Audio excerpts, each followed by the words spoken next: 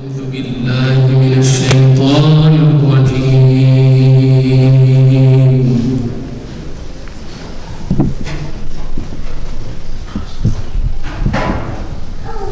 بسم الله الرحمن الرحيم.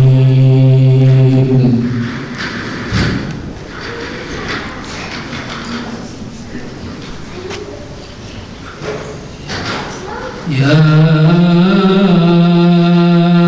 أيها الذين آمنوا اتقوا الله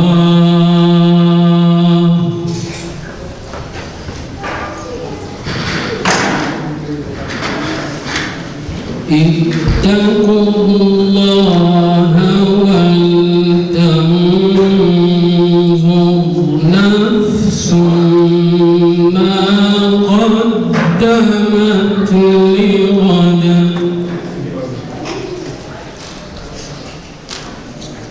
واتقوا الله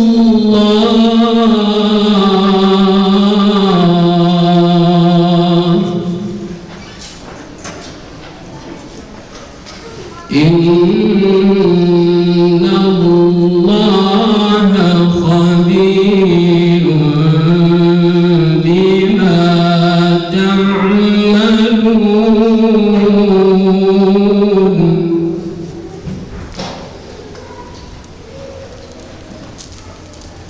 ولا تكونوا كالذين نسوا الله فأنساهم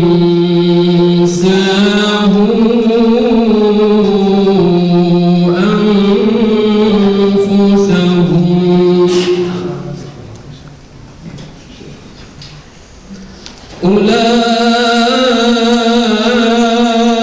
أولئك هم الفاسقون.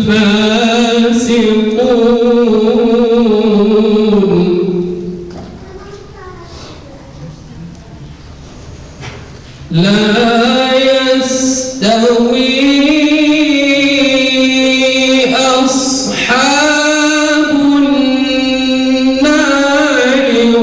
وأصحاب الجنة.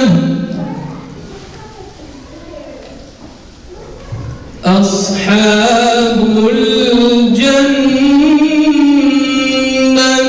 هم الفائزون.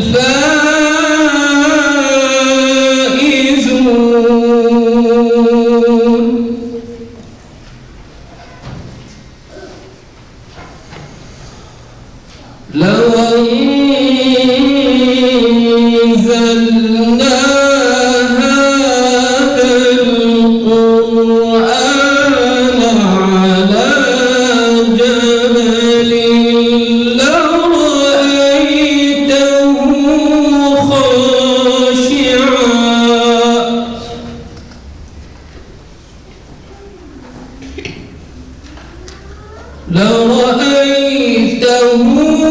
خاشعا متصدعا من خشية الله.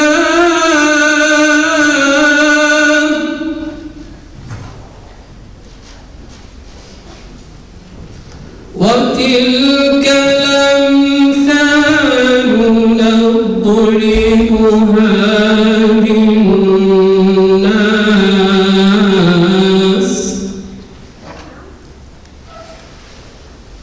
وتلك الأمثال نضربها للناس لعلهم يتفكرون.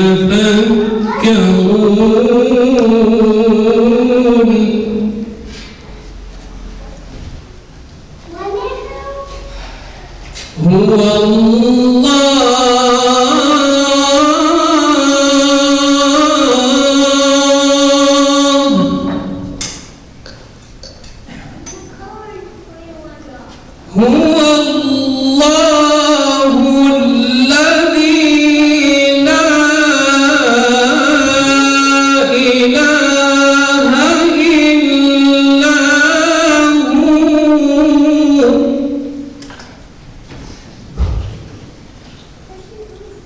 عالم الغيب والشهادة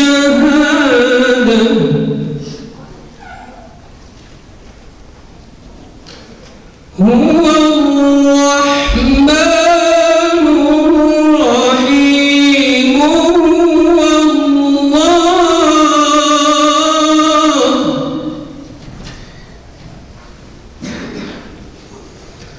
هو الله الذي لا إله إلا هو الملك القدوس السلام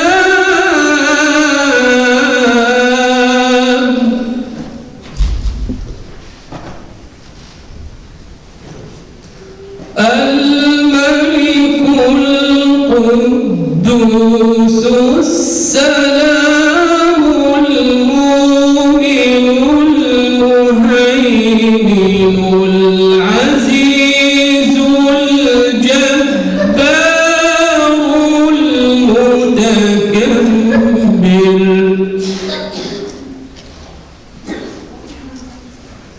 سبحان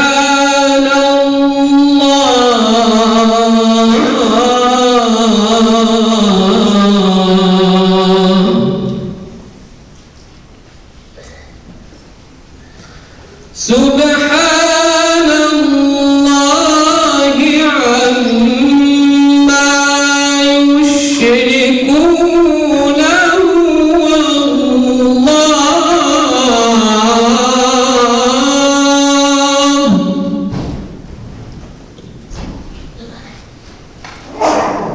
هو الله الخالق البارئ المصور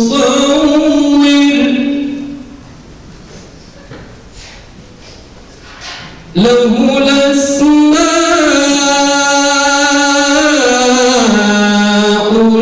الحسنى يسبح له ما في السماوات والأرض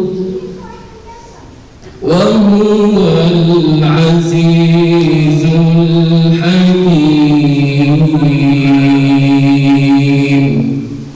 صدق الله العظيم. Yesterday, the day before, but he was doing the street Dawahh in Philadelphia, right on the steps of Philadelphia Art Museum. So I'm sure most of you know Brother Hamza, and if you don't know, I'm not going to talk too much, and he's going to talk and you'll know. He has an organization he leads, IRA, Islamic Research Education Academy, or so without any further ado, I give the mic to Brother Hamza, so inshallah he can lead us through.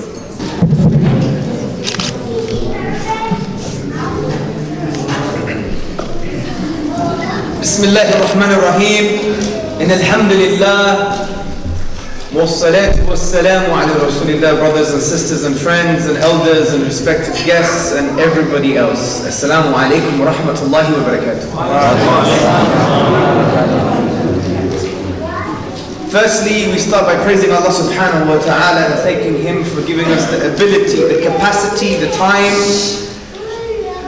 to speak to you and to engage with you in a positive way, bi'idhnillah. Also, I'd like to apologize for being late and making you wait. It's not my fault, blame on the driver. Alhamdulillah. Also, it's been a busy day. Today we were in the streets of Philadelphia, outside the art museum, the famous Rocky statue and the steps, and we were handing out free roses, and on the roses were ahadith, cards with prophetic traditions, really engaging with the public in a positive way, part of the Who Do You Love campaign. Who likes this t-shirt? You don't like the t-shirt? This is the best t-shirt in the world. Non-Muslims want this t-shirt as well. They say, it's so cool. Who do you love? and you have a nice heart. So we all wore the same t-shirt, we're giving out roses with hadith attached to them, and it was a very nice day. So this is why I'm late, alhamdulillah.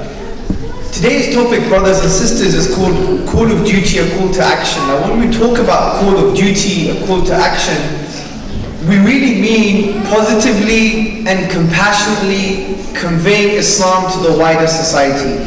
This is what we mean. And it's very important for us to realize a few things concerning conveying Islam, which in the Arabic Islamic tradition is known as Dawah. Dawah essentially comes from the root which has linguistic connotations to make a call or to be invited or to call. This is why in the Asian subcontinent community, what I mean by Asian, I mean the Indians and the Pakistanis and the Bangladeshis, right? Not the Asian Chinese, because in England and the UK, Asian means you guys, not the Chinese guys, right? So in the Asian subcontinent community, you always say, I'm going to a dawat, meaning I'm going to an invitation for some pakora and samosa and biranis and stuff like that, right? So it's an invitation. Now, the linguistic meaning is kept, but from an Islamic theological perspective, it means a call to Allah. A call to Allah, His way, His path, and the way of the Prophet sallallahu alaihi wasallam. This is the easiest way of defining dawah from that perspective.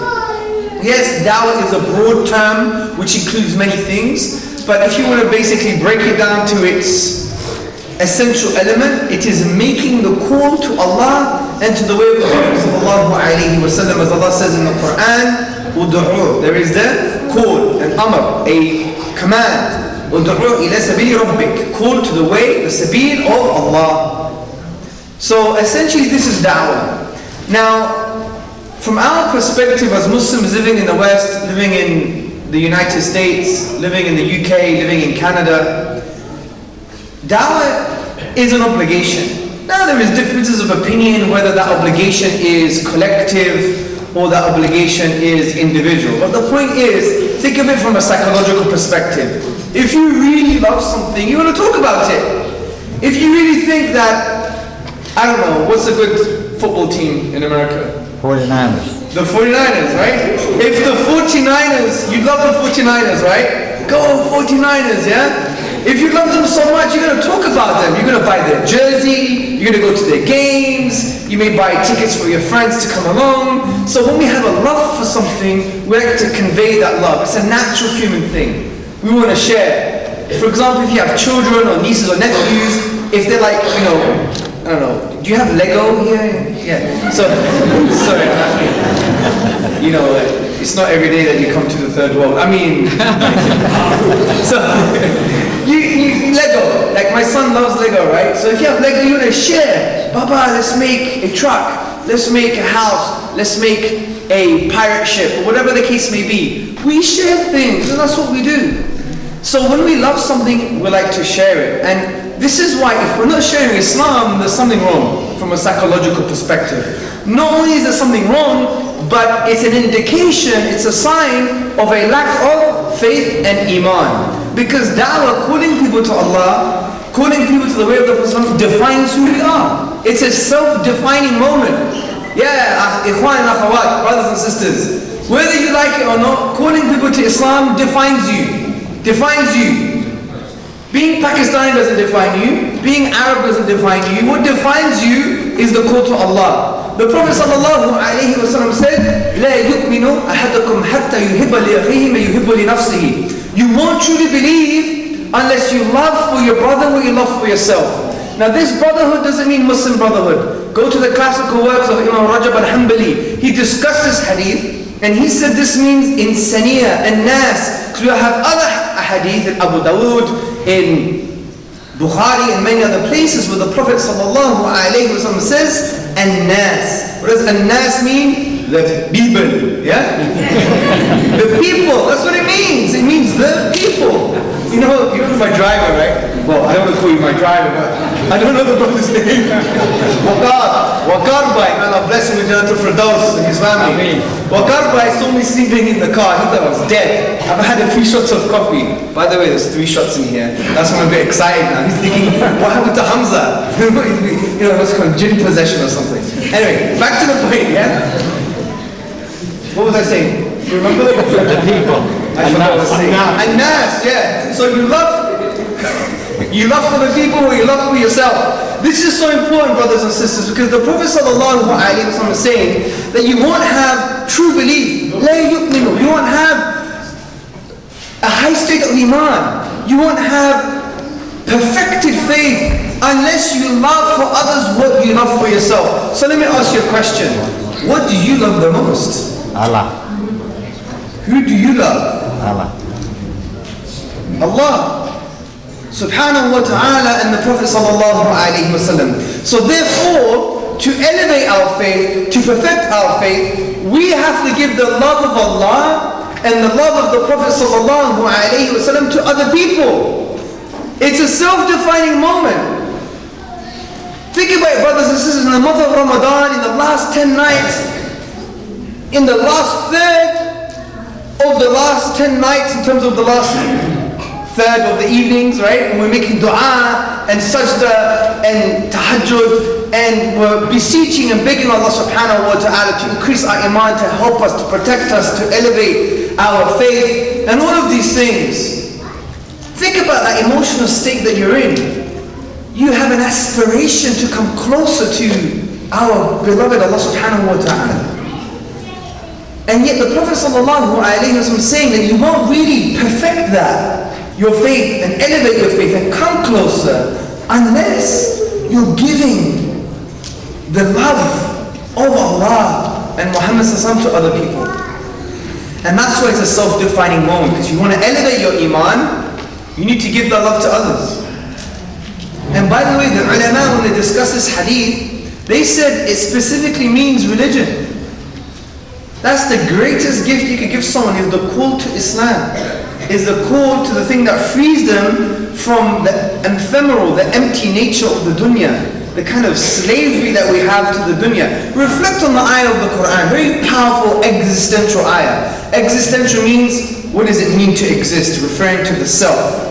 Allah subhanahu wa ta'ala says in chapter 39, verse 29, consider the state of two people.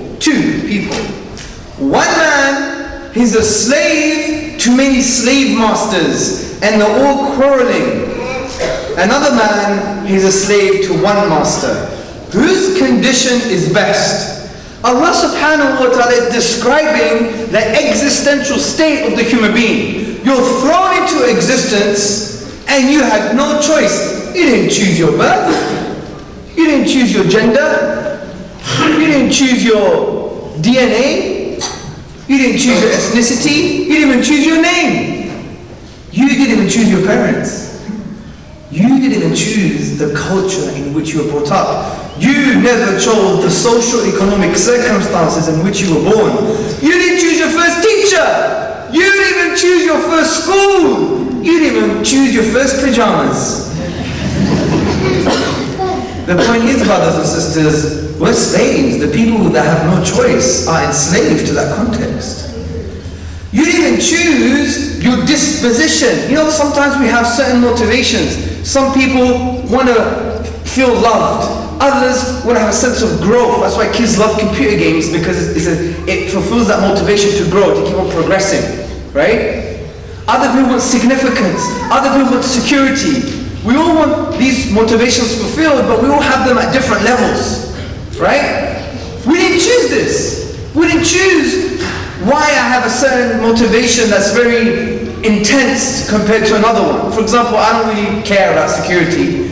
I care more about feeling loved. But other people may care more about feeling secure than feeling loved. We all have different motivations. Why? How? This was a given. We didn't develop this per se. Also, we didn't choose the system in which we were brought up in. This neo-capitalist system in America, right? We didn't choose it. Did you choose you were born here? I never chose where I was going to be born. You never chose the system in which you were brought up. You had zero choice. Zero. never chose a kind of materialistic, avid materialistic social model in which we were brought up. You know, L'Oreal because I'm worth it, right? Because I'm worth it. No, me. There's no we. It's all about me. That's what it's about, right? An individualistic, atomistic society. That's what secular culture is about, really. This kind of rugged individualism. Look at the houses, man. You have to walk like 5 minutes to your neighbor. This is rugged individualism. What's in it for me? I have my ranch. Don't come to me, I'll shoot you. But that's the point. The point is we have an atomistic society. Even the feminist philosopher, she's a Jewish philosopher, Marilyn Friedman, she makes an interesting point. She says Western cultures are based on individualism, and individualism is the view that the self is an abstract entity divorced from social attachments. The point here is we're enslaved to context, we're enslaved to society, we're enslaved to our own motivations and our desires, essentially our ego. So there's no freedom. There's no absolute freedom. I don't care what Obama says. Honestly, from an existential point of view, there is no freedom. And don't say to me, hey brother Hamza, you're wrong. I'm free, man. I can walk into the mall and I can choose between the flat heel shoe and the cat heel shoe. I'm free. I'm free because I can make the choice. That's absolute, as my friends who know Urdu, they say it's absolute bakwas. Absolute rubbish. It's bak, right? It is rubbish. And I tell you a story to elaborate on this point. I used to work as a project manager for the British government. I also worked for an American company in Virginia.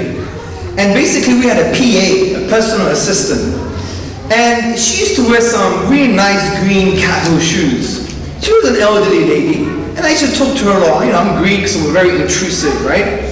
And I asked her, do you like those shoes? She's like, yes. It makes me feel good about myself, right? And then I was just being honest, well, it looks like you're committing foot terrorism at the moment. She had plasters on her heels, it was bleeding, it was a mess. And then I was keep on probing and asking her more questions. And after all of the questions, ultimately, do you know what she said? I hate these shoes. Because other people think I look nice. She was enslaved by a societal construct of what beauty is, not her own. So when she walked into the mall and she thought she had free choice to choose between the flat heel shoe and the cat heel shoe, she was subconsciously already a slave to other people's perceptions of what beauty is. Allahu Akbar. She's a slave just like everybody else. So the question is, brothers and sisters, how do you free yourself? How do we truly find liberty? Well, the ayah gives the indication. The second guy, he's enslaved to one master. That's how you free yourself. Allah subhanahu wa ta'ala is saying to us, the context of the human being, he's thrown into existence with no choice, and he's enslaved to context, to the system, to society, to their own selves, to their own egos.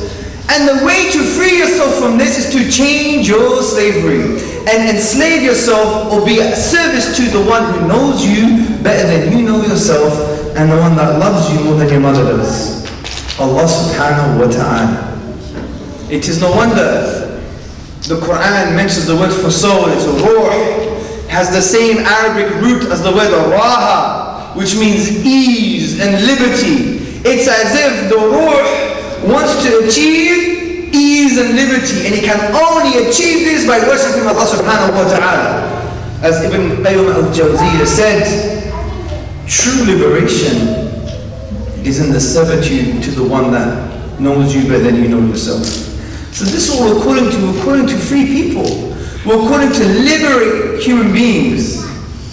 That's what Islam's about. And this is why, and especially a note to the sisters, no more of this absolute rubbish talk, oh, I wear hijab because it's my free choice, right? That's rubbish, absolute. Because take the logical implications of what you just said and apply it to the rest of society. So that means you can walk topless because it's your free choice. No, you wear it because you are at service to Allah. You are at service to Allah. You are submitting yourself to Allah subhanahu wa ta'ala, and that's true liberation. You should say, you know, this hijab, or the way I look and the way I act, these these are symbols of my emancipation. These are symbols of my spiritual, theological, contextual liberation, because I'm not enslaved to no man. I'm not enslaved to no system. I'm not enslaved to what you want me to be, and how you want me to think, and how you want me to look. I am enslaved at service to the one who created me, who knows me better than I know myself. Boom. Isn't that far more liberating? Isn't that far more of a correct narrative? And that shows that we care. Because we don't want to give the wider society the false notions that we're based on this kind of abstract liberal notion of my free choice. That's rubbish. It's not part of the Islamic narrative. Obviously, we have free will. I'm saying this from a point of view of kind of the connection that we have with Allah subhanahu wa ta'ala. It's a peaceful submission to His will. And that's what we need to talk about. Anyway, so getting back to the point, Dawah is very important, obviously. It defines who we are. Not only does it define who we are, brothers and sisters, but fundamentally, we get so much reward. Think about this. There's a hadith where the Prophet ﷺ said that if via your efforts someone were to become Muslim, it would be better than the red type of camels. Now look at the context here. The red type of camels at the time of the Prophet ﷺ was the best type of wealth. Many of you work 80 hours a week, 40 hours a week, 50 hours a week, sacrifice so much stuff for dunya, which is fine. We have to have our portion for the dunya for sure. Because it's important to facilitate communities like this and build masajid and do amazing events, X, Y, and Z, or X, Y, and Z. So, the thing is, we sacrifice so much for like a dunya type of wealth. But the Prophet ﷺ is saying, calling people to Islam and then becoming Muslim is better than any type of wealth. So this should create a kind of moral priority, a shift, a paradigm shift within our hearts and minds to understand what is the priority. Should I do extra 5 hours at work just to get some money, which will pay for what, 3 more hijabs? I have 500, I don't need any more. Or do I spend those 5 hours calling people to Islam, which fundamentally will give me something that's better than any type of wealth? Do you see the priorities now? But is our lives prioritized in that way? That's the question, and that exposes a sense of social hypocrisy. I'm not talking about munafiq, I'm not saying that, but a social type of hypocrisy. The English word hypocrisy, I'm not talking about munafiq or anything. I'm not trying to insult you or me, so don't worry. But do you see my point? Or let's use softer words, a sense of contradiction, a moral contradiction in our own lives. And it's absolutely important for us to take this very seriously, brothers and sisters, and take a step back and to analyze our lives. Am I pursuing a path of da'wah, or am I pursuing a path of dunya? And that's very important for us to understand. Because you know what's very important, brothers and sisters, for us to have real lives. Because I'm going to be frank with you. Many of us, hopefully not many of us, but generally speaking, that's the correlation, that's the trend. Many of you in this room, born obviously, have a good education, you're going to get married, have kids, and you're going to die. That's your life. Think about it retrospectively. Put yourself in the grave, people, and look at your autobiography. SubhanAllah, I was born, I got educated, I had a job, I got married, I had kids, they left, then I died old. You're no different from an animal. I'm sorry, that's what they do. That's what they do. Because everything I've just defined is based on survival instinct, procreation instinct. Survival instinct, procreation, survive. Get a job to survive. Right? Get money to survive. Procreation, get money. Get married. Well, you need money to get married too these days. Allahu Akbar. It's disgusting, isn't it? You know what we've made? The Sheikh may agree. I don't know if he's a feminist or a meninist. We'll have to find out. We need to revive Meninism. Too much feminism, yeah, Sheikh. Now, where are you from, by the way, ethnically? Egypt. Allahu Akbar. Allahu Akbar. Egyptian women have a very positive reputation, huh? You're very powerful. Very powerful. Allahu Akbar. That's why all the men in Cairo are outside cleaning the carpets. You know, when they hit them. Yeah? That's because of their frustration. Subhanallah. Anyway, may Allah bless Egypt and bless everybody. So, yeah, they do. So the point is, where was I? Yeah, we have made zina easy, nikah hard. We have, I'm telling you, we have made zina so easy, we made marriage so hard, but it's supposed to be the other way around. Look at all these brothers looking at me. But it's your fault. Don't look at me as if, oh, you know, I'm free of this blame. It's you and you and you. It's all your fault. It is all of your fault. Because you have developed this culture to think, oh, he must be a doctor, and then he must be a surgeon, and then he must have 2 houses, then he must have 3 cars, then he must have like at least $100,000 savings, and then he can get married when he's 50, old, and useless. But it's true. But that's life. No, but that's what we do. That we need to change the moral priorities of our cultures, guys. Wallahi. If culture's not in line with Islam, throw it in the bin. Throw it in the bin. I became a Muslim. I had to remove some parts of my cultural disposition. If I can do it, you can do it too. You know the Prophet ﷺ, there's a hadith in Tirmidhi where the Prophet said, and I'm paraphrasing, if a man comes to your daughter and he has good morals and you reject him, there will be fasad. Fasad in the world. If you reject him for no reason, for no good reason, and the Sahaba asked him, what if he has no money? He repeated the same answer. The only criteria, major criteria from a spiritual perspective is that he has good morals. But what do? We add everything else. He must be Pakistani. Not only must he be Pakistani, he must be Punjabi. Not only must be Punjabi, but he must come from a certain village in Punjab. Allahu Akbar. Allahu Akbar. And that's the reality that we built. And we're thinking, oh, why is there Syria? Why is there issues in Egypt? Why is there issues around the world? Maybe because you're not allowing your daughters to marry men who've got good morals. Maybe because you've added things that are not supposed to be added. It's all spiritual, people. Don't point the finger at the enemy. There's 3 fingers pointing back. Let me ask some of these Pakistani Bengali uncles. If a black man came to marry your daughter and have good morals, would you let him marry her? No, you wouldn't. Don't even say yes, because I know you wouldn't. Your pacemaker would jump out of your heart. Yeah? And that's the problem.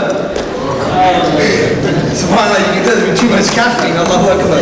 But you know what? This is you know what? I've had enough, honestly. I've had enough. I have daughters. You know, I have daughters. If a black man came to my daughter and had good morals, yallah, khalas, no problem. No problem.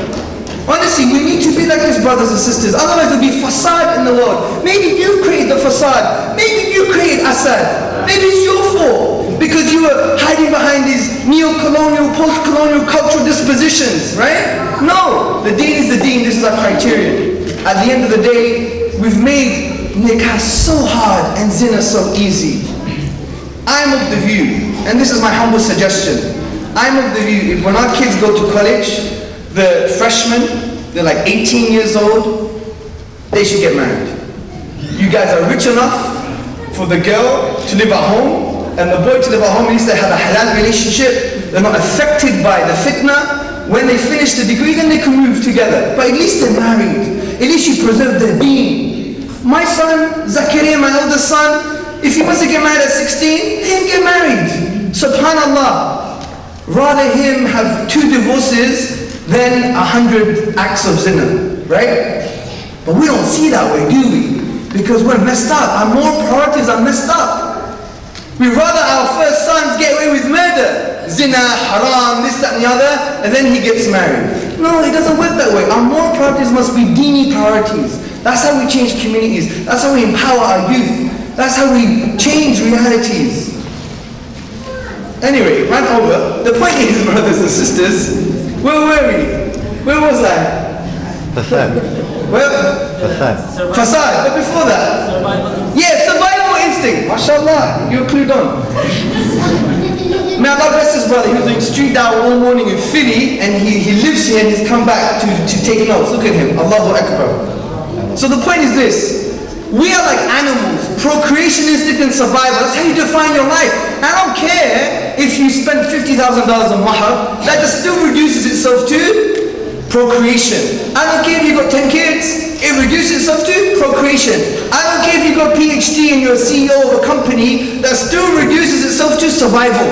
The point is our lives, they're just based on core instincts, survival and reproduction. So how different are you to a camel, or a goat, or a rat, or a bacterium? How different are you? Because their lives are based on those two instincts, survival and reproduction. So when are you going to elevate yourself and have a real life? When?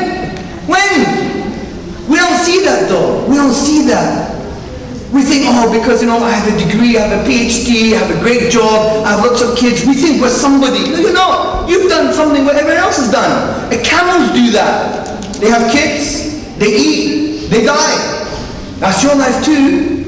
But you just couch it in intellectual, emotional, and cultural language just to make yourself feel better. Absolute rubbish.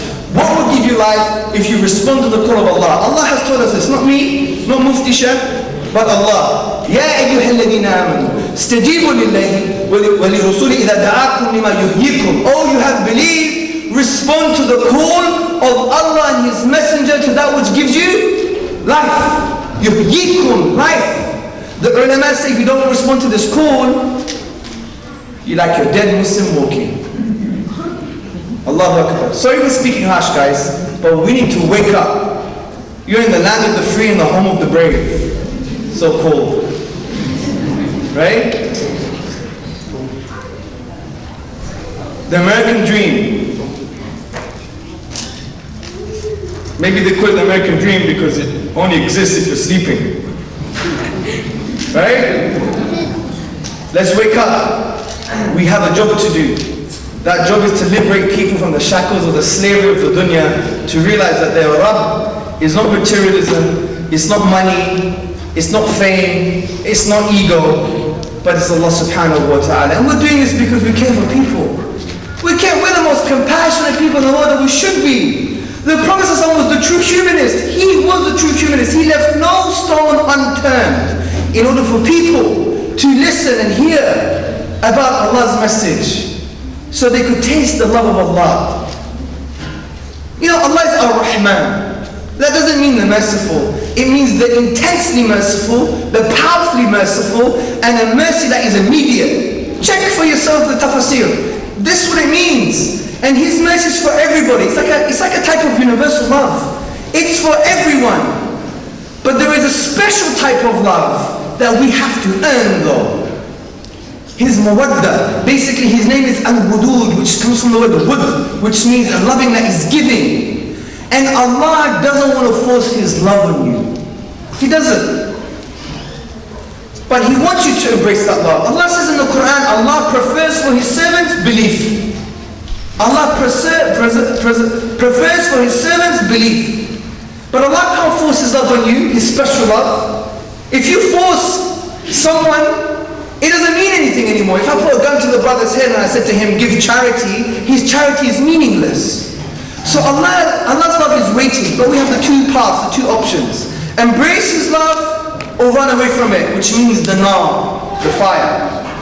We want people to embrace the love of Allah subhanahu wa ta'ala by becoming servants, by becoming believers.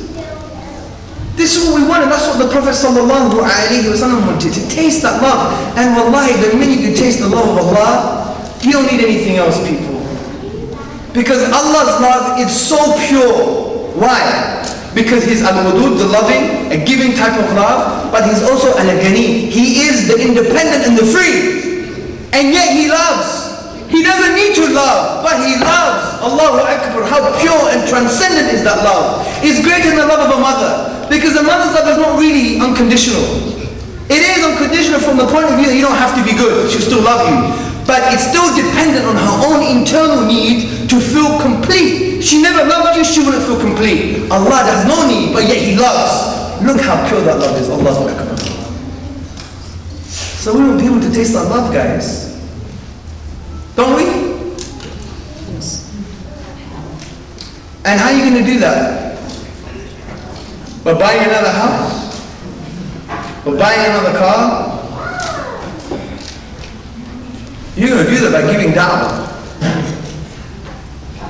Right? Yep. If I'm wrong, tell me. I'm in a debate mode. Munadara. Yalla. Good, we all agree. Khalas. Next point. So how do you give da'wah? That's the question now. The question now is, how do you call people to Allah subhanahu wa ta'ala? There are many ways. I like to follow the approach of Yusuf alayhi salam, and I believe it's the approach of the Prophet sallallahu alayhi wa sallam. One of the most amazing stories is the story of Yusuf alayhi salam. You learn so much. You learn about forgiveness, you learn about patience, you learn about Allah's plan, you learn about so many different things. But there is a point in the story where you also learn about da'wah. And let me give you a clue. When Yusuf alayhi salam was in the prison, the prisoners asked him one question. To interpret? Dream. What was the response of Yusuf alayhi salam? He said, I'll tell you put a So, he did not interpret the dream straight away. He spoke about Allah. He spoke about Tawheed. He spoke about his belief. He spoke about Islam essentially. Worshipping the one true God. And then he answered the question. This is a profound methodology for the da'wah in the 21st century. There are so many questions. Why do you have a beard? Even goats have beards. Why do you have hijab? Why do you do this? Why do you headbutt the floor 5 times a day? Why do you do this and why do you do that? And from this question to that question and every question. What are you going to do? Answer all the questions? Who are you? Doctor, engineer, PhD, physicist? What are you? Everything? You're not going to know all the knowledge. We have our own limitations. So you can't answer all the questions. So is da'wah supposed to be so difficult? You have to be a master and answer all the questions about physics, maths, philosophy, theology? Impossible. Yusuf alayhi salam is giving us a strategy. The strategy is to bring everything back to Tawheed. How do you do that? Let me give you an example. Imagine I was wearing a hijab, right? As you do, yeah? I'm wearing a hijab. Someone comes up to me. How you doing, Hamzina? You know, it's always good to make people laugh, you know? How's it going, Hamzina? So how come you start wearing the hijab? Now, one typical answer will usually say, oh, because it's my modesty. And then you'll be like, oh, my mom doesn't wear that thing on her head. You trying to say my mom's not modest? And then you end up in an argument, trying to define what modesty is, you start toing and throwing. And then they'll be like, okay, but you got that in your head, but what's with the lipstick and the tight jeans? Right? It's not very modest, you know? So do you see the point? You get into this silly argumentation, but imagine we did what Yusuf alayhi salam would do. How you doing, Hamzina? How come you're wearing the hijab these days with that cloth on your head? You know, that's a very good question. You know, before I started wearing this, I had the same question, and I realized in order for you to understand the answer, you have to understand the concept of Islam. If you give me 5 minutes, I could explain that to you. You could do with any question, any. What's up, bro? How come you're wearing a beard these days? You know, I'm not going to say, hey, what's a lion without his mane? Yeah? I'm not going to say, you hear some crazy stuff, man. I was reading something once. Someone saying, Salah, prayer is good for you because it told your tricep. You're crazy, crazy. Honestly, man. So the point is, I'm not going to say all of these things, oh, well, basically you don't get facial skin cancer because the UV rays are absorbed by your beard, which is true, by the way, yeah? But that's just rubbish. You do it because you obey Allah, you worship Allah. So what I'm saying, that's a very good question, bro. In order for you to understand the answer, you have to understand the concept of Islam. Do you have some time? Any question, I can just do it now. Ask me any question, and I'll show you could just bring it to Tawheed. Yallah, come on. Any question? Yes, sir. Yeah, I got his answer. Yes, sir. Where did you get the coffee from? Where did I get the coffee from? Well, in order for you to understand the answer... Question, yes, sir. How old are you?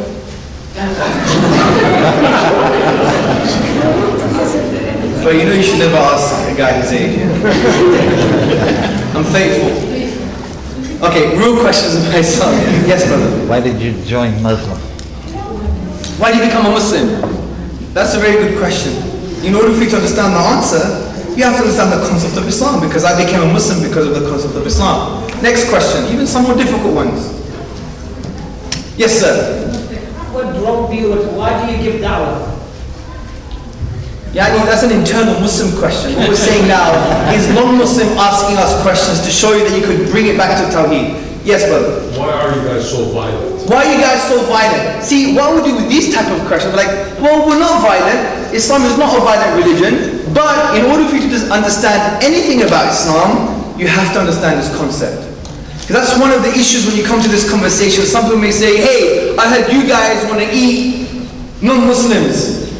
You know, drink our blood, right? You know what they say? Oh, well, in order for you to understand the answer, you have to understand the principle of Islam. You're implying that we do. You're trying to justify it. You're trying to justify your kind of, you know, kind of religious cuisine, yeah? When it comes to these harsh type of questions, like, of course we don't. But in order for you to understand anything about Islam, you have to understand this concept. Come on. Yes, ma'am. Why do you have to marry a Muslim? Why do you have to marry a Muslim? Okay, good question. So that's particularly to sisters, obviously, right? So why do you have to marry a Muslim? You know, I've been thinking about that as well, because, you know, in our culture, we interact with Muslims and non-Muslims, and Islam believes in tolerance. But fundamentally, for us to understand the answer, we have to understand the concept of Islam. And I'll show you how to talk about the concept of Islam in a while. But everything can be brought back to the basis. The only other contention is this. I heard you guys want to implement Sharia law. Yes or no? They might demand yes or no. Now you're not going to be like, well, in order for you to understand the answer, you have to understand the Islam. Because they're saying yes or no. What I would do is this. Well, yes or no is not an answer. Islam doesn't work that way. For example, if I asked you, what is your name? Yes or no? How many days in the week? Yes or no? What are your views on abortion? Yes or no? Does yes or no really represent who you are? And I know you've come here sincerely to engage with me. If you want yes or no, go to Google. But I know you're sincere. Trust me, when people were not sincere and they never wanted to speak to us, and we've used that strategy, they've stayed for an hour. Or they've stayed for half an hour and had a beautiful conversation. So it's a very easy way of doing it. In order for you to understand the answer, you have to understand the concept of Islam. And all you guys have to do, brothers and sisters, is now learn about the concept of Islam. What is the concept? We call it Go Rap. Go Rap. G-O-R-A-P. G-O-R-A-P. This is what it stands for. G means God. God's existence. O means oneness. R means revelation. A is end. And P is prophethood. God's existence, oneness, revelation, and prophethood. The foundations of Islam. Once you establish the foundations of Islam and you show that they are true, whatever comes from truth is, I can't hear you. Whatever comes from truth is true. Whatever comes from haqq is haqq. So that's what we do. We try to change people's paradigm. For example, see, I was wearing glasses, right? And they're tinted pink. And I'm looking at the wall and I'm saying, wow, what a beautiful pink wall. And say you guys were non-Muslims and you had glasses on, but they were tinted green.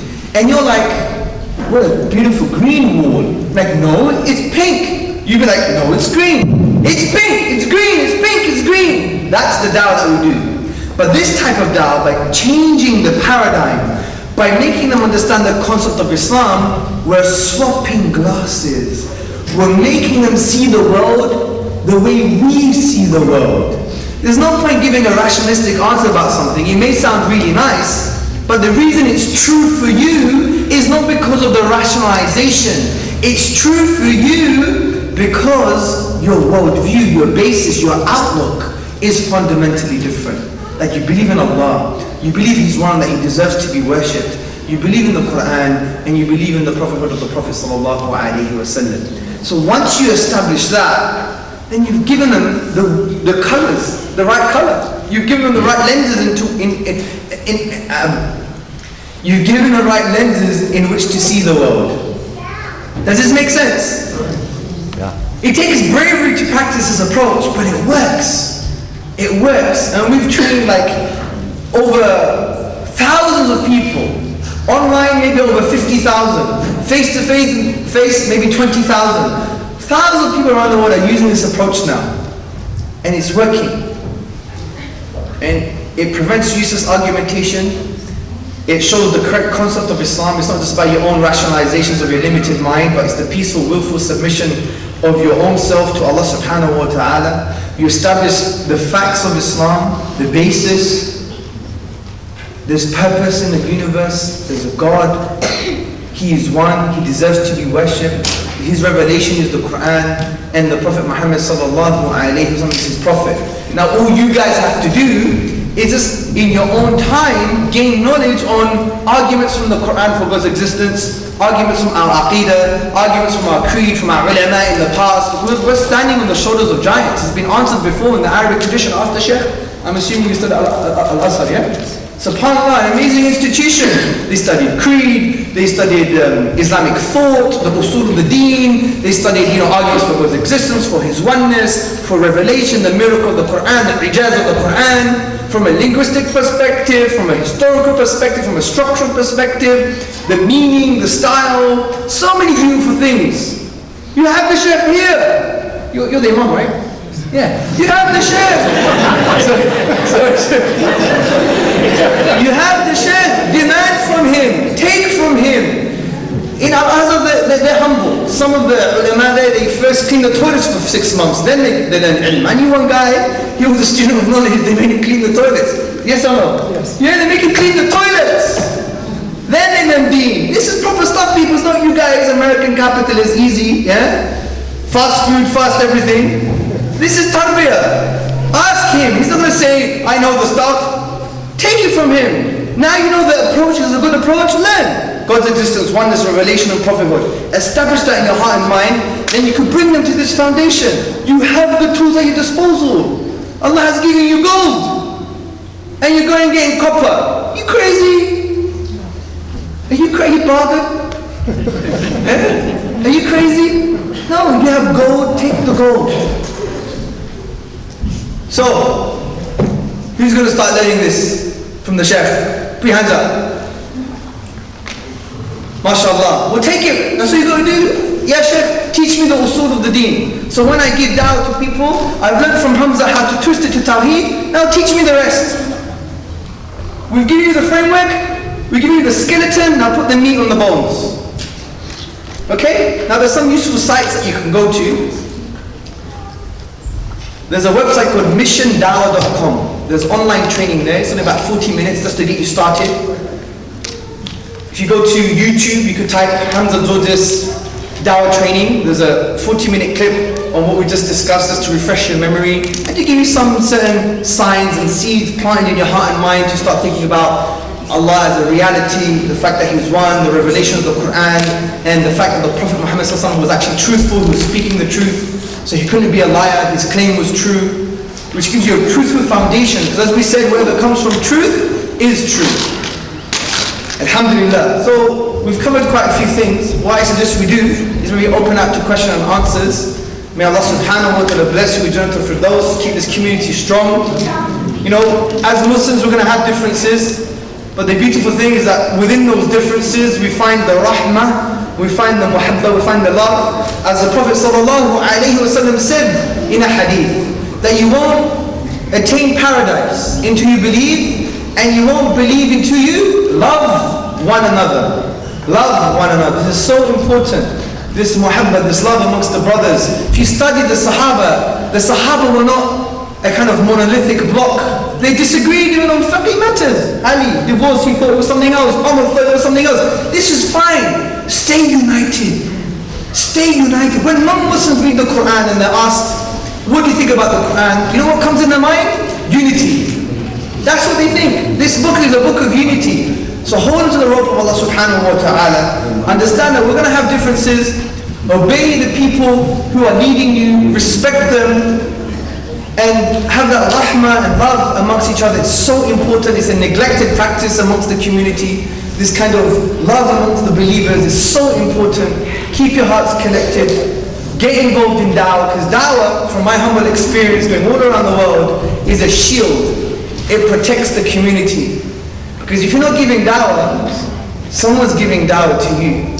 Whether it's from the system, the ism and the schism, the television, the magazines, the schools, whatever the case may be. So it's a shield. Not only is it a shield, but it basically unites us. It unites us. We forget some of these petty differences, and we're united to convey Islam to the wider society, to give them the ability to taste what we have, which is this beautiful love for Allah subhanahu wa ta'ala, and the feeling that we are loved too, which is very important and very profound. So brothers and sisters, unite, convey, and have rahmah, and may Allah bless you and make this community a beacon of light for the wider community. You have resources, wallahi. You have money, you have people, you have resources, you have everything at your disposal. You're going to be accountable, honestly. Brothers and sisters, 80 years after the death of the Prophet sallallahu alaihi wasallam, and the death of the Prophet sallallahu alaihi wasallam was the biggest calamity for the ummah. The ulama say the death of our beloved Prophet sallallahu alaihi wasallam was the biggest calamity. Think about 50 million Muslims dying. His death is the worst. It's the biggest calamity for us. 80 years after his death, sallallahu alaihi wasallam, where were the Muslims? We were in Multan, in Pakistan, and we were in Spain, conveying the peace, harmony of Islam to the wider society. And it was 82 years after the death of the Prophet sallallahu alaihi wasallam that they decided to fix the masjid of the Prophet sallallahu alaihi wasallam. It was still dripping of water. It shows that the early generations, their mindset was totally different. It wasn't about building buildings. It was about building people. People of substance. People of substance. Give me 5 mosques and just average Muslims, and on the other hand give me 3 excellent Muslims who are driven, I'll take those 3. It's not about numbers. It's not about pestle and mortar. It's not about bricks. It's about you. Developing you. You must invest in us now. And dawah is part of that investment. Learning your deen is part of that investment. Conveying Islam is part of that investment. And it's so important we take this seriously, brothers and sisters. Absolutely. Because it defines who we are, as we said in the beginning, and it gives us life upon the life that we have. So don't be dead Muslim walking. Arise and mourn. May Allah bless you. Let's open up to some questions. Bi-Iznillah. Assalamu alaikum wa rahmatullahi wa barakatuh. Yes. Sit down.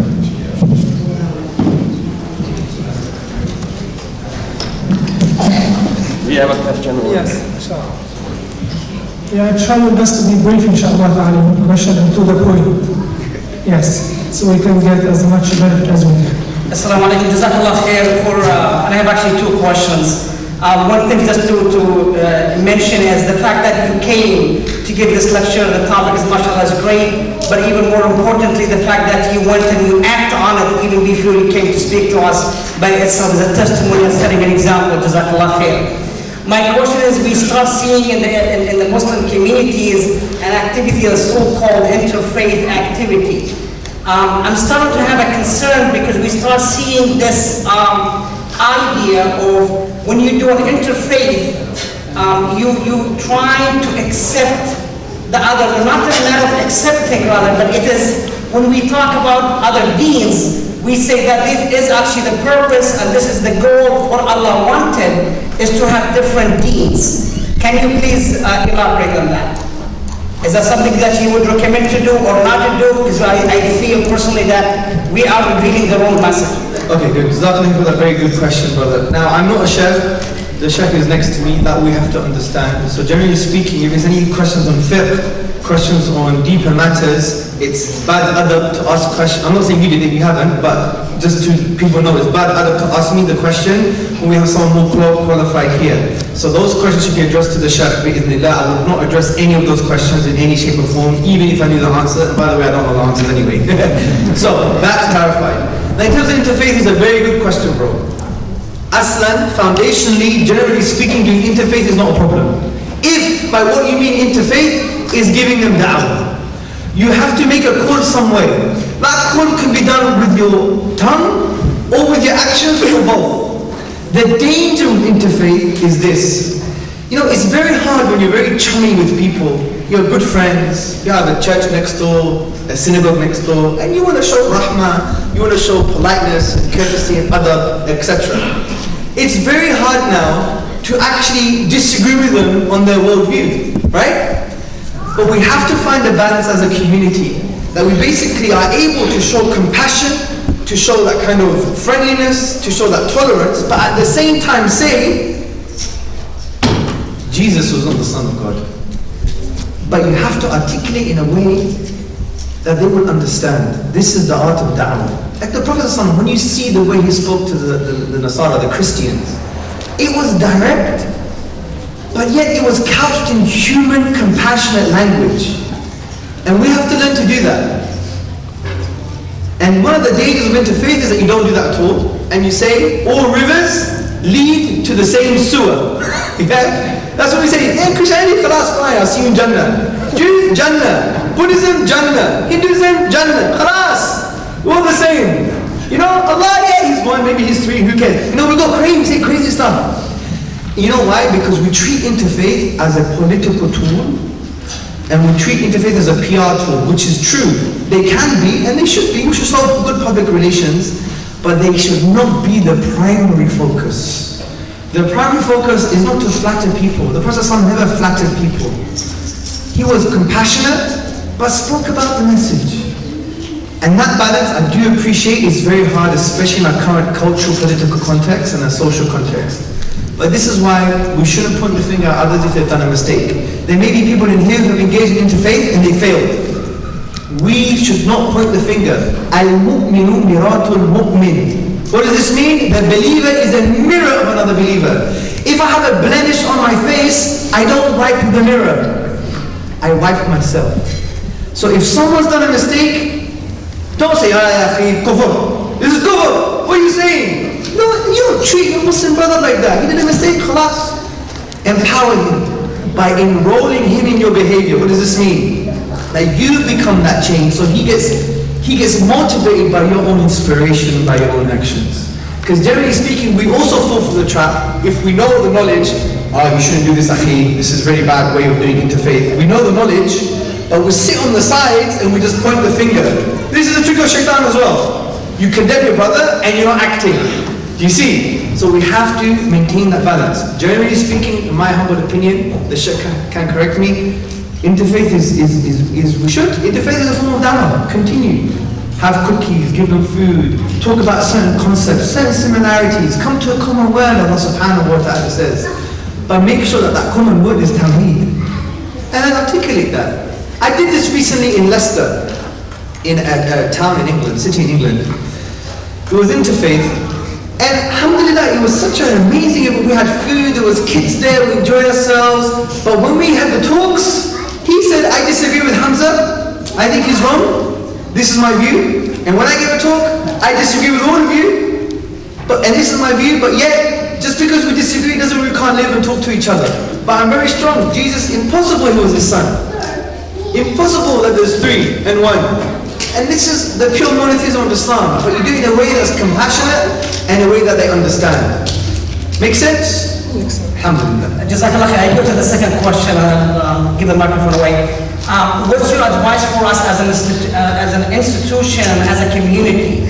How should we start teaching our kids and teaching ourselves to do da'wah? What I feel is we see small numbers of people from all over the place, like taking the interest like as what you are doing right now, but I don't see that we are doing it especially for the young people in particular.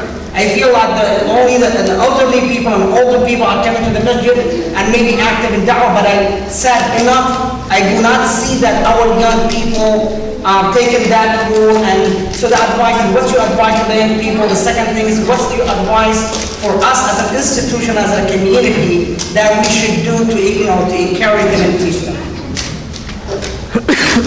This is a very good question, but there's so many different variables behind why our children are not interested or do da'wah. There's so many issues. First is at home. See, when you look at your home, is da'wah a priority? Salah is a priority, the 5 pillars of Islam is a priority, all the other stuff is a priority, but is da'wah a priority? Have we made our home an Islamic home where we want to call people to that which we love?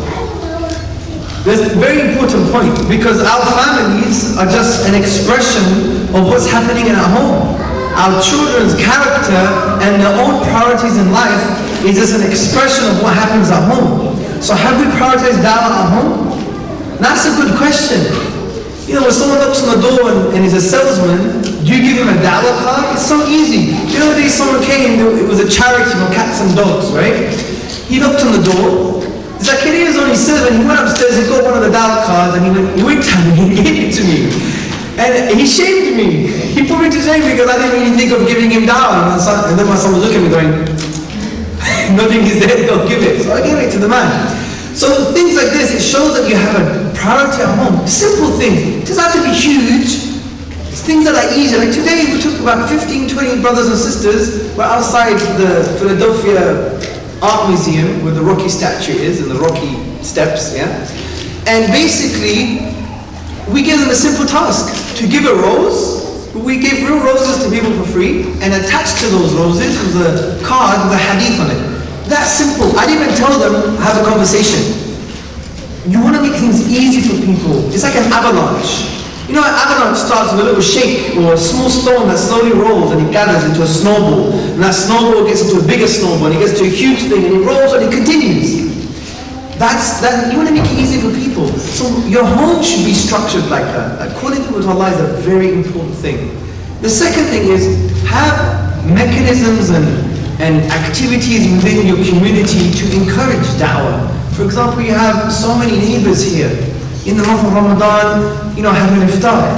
For example, when it comes to issues like just down the road, 45 minutes away, Pamela Geller, she's doing these bus adverts on Muslims are anti-Semitic. What have we done? We've put our heads in the sand. What we should do is revive and talk to people about our history, that Islam has always preserved minority rights. Islam has always preserved the Jews. Do you know the Jewish academics praise Islam? Some 19th century Jewish historians said the Jews lived favorably under the Mohammedans. Zion Zohar, a contemporary academic, in his book Sephardic Jewry, he said that thus when the Muslims crossed the Straits of Gibraltar and the Iberian Peninsula, the Jews saw the Muslims as liberators from Christian persecution. There's a primary source in Philip Mansell's book. He is a historian. The book is called Constantinople. The primary source is a letter from a rabbi in 1453 when they were persecuted in Spain. He said, "Oh my brethren, come to the land of the Turks. Rich are the fruits of the earth. We live in peace and freedom." Yuri Adnery, who was a journalist and used to be a Zionist, he said, "Every honest Jew must thank the Muslims for preserving the Jews." Look at Islamic Spain, the convivencia based on the principles of Quran and Sunnah of tolerance. Convivencia means coexistence.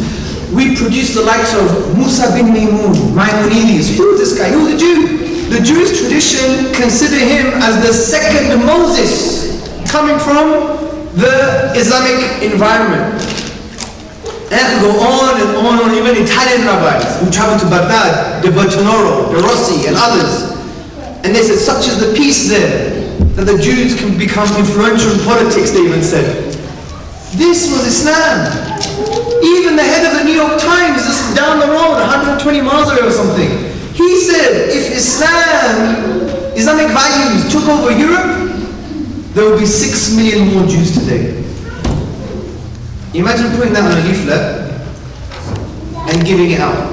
Or putting one quote from a Jewish rabbi and underneath putting a website, a counter website saying, Islam loves Jews, or Muslims love Jews.com. Imagine that. And it's so easy. I'm telling you, I could do it for you now. Buy the website, I'll give you the article, you put it up, khalas, done. But these are just ideas. Ideas happen when you're motivated. So that's a really good answer. Now if you don't want to get involved in those kind of things, there are the smaller things that you can do. You know? And even doing good community work, dealing with homelessness. I heard some of you guys deal with soup kitchens, food kitchens, right? I saw it. Apparently they love the fried chicken, yeah? Brother Waqar was telling me. So, you know, when you do that, and this is my advice to Waqar and everybody, don't just do that. You have to do some dawah there as well. Because you could feed their bellies, but you have to feed their souls. And that could be a small thing by having a conversation, or giving them a card, or saying we're a Muslim, and we do this not because we want you to thank us, it's because we're doing it for the sake of Allah. Who is Allah? Talk to them who Allah is. You know, things like this. And then when the youth get involved, they basically get encouraged. But what do we do at home for the youth? Some of our youth, yes, they pray 5 times a day, but sometimes that's it. And then the pressures we give to our youth, show to them what is really important. What are the pressures? Make sure you get the best degree, which is important. But yani, sometimes we put so much emphasis on them as if it's part of their identity. And if they fail, it's as if they've lost part of their identity, and that's very bad. It's an unnecessary pressure. What do we say? You know, don't shame the family. You know, make sure you have this persona. What else do we say? Make sure you marry someone from our village or our culture. What else do we say? You make sure you wear a certain type of clothing where people don't talk about you. Don't be self-expressive. Just be like everybody else, right? We give people all of these pressures, and we show to them that the most important thing is what people think, not what Allah thinks. Yes or no? Just look into your own family, guys. Don't look at me as if, you know, who is he talking about? Just look into your families. I know, I'm married into your family, so don't, not literally, but you know what I mean, in terms of the culture. I know the culture. I'm Greek, but I know the culture. And you see it. The major priority you should give to your children is to be a good Muslim. And then give them other priorities. But the major priority is to be a good Muslim. Because on the day of judgment, brothers and sisters, in their grave, they're not going to be asked what degree they got, what job they got. They're going to ask, did you pray? Who's your Rabb? Who was your Prophet? What was your book? Now don't get me wrong, we should still encourage them to become the best that they can. But for the sake of Allah, that's when we get barakah.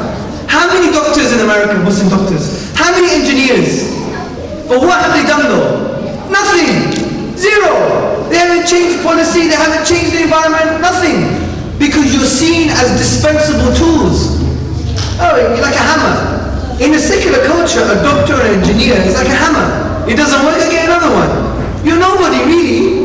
You really think you're somebody for this society, for your community, but generally speaking, for the wider scheme of things, you're just an abstract tool that the society uses. It doesn't work, we'll get another one.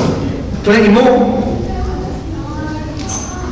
So the point is, if maybe if they did it for the sake of Allah, there would have been more barakah in it. Because what's barakah? Barakah is 1 + 1 is equal to 3. Allah puts 2 naturalistic things together and there's something added on. And that barakah happens when we do it for the sake of Allah. So imagine we teach our children, you're going to be a doctor for the sake of Allah. Not because I told you, or society wants it from you, or you have a high status, because it's for the sake of Allah. Because saving a soul is like saving the whole of humanity. And that you want to be a person of influence, to use that influence for the sake of Allah. Do you see the point? There's a subtle difference. Does this make sense, brothers and sisters?